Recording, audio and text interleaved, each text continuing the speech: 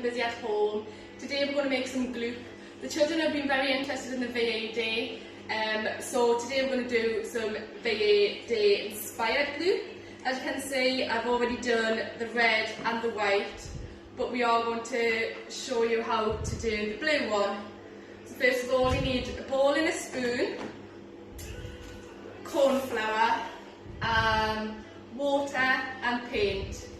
So first of all, I normally get 1 large cup of corn flour, pour that into the bowl. It is a bit messy.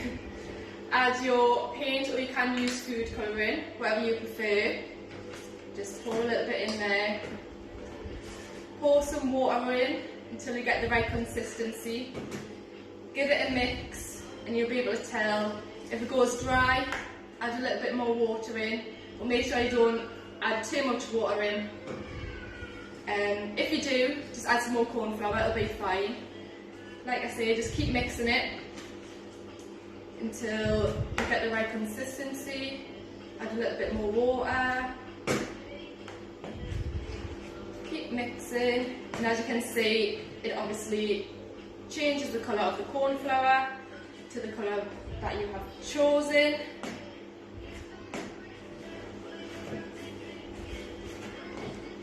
And then once you've done that, that is it. You're ready to play with it. It's good for the children. It keeps them entertained, helps them with the mark making. You can draw lots of different things in it, help them write the name, practice the names. You can add things to it, add some loose parts. You can talk about how the consistency changed from a solid to a liquid.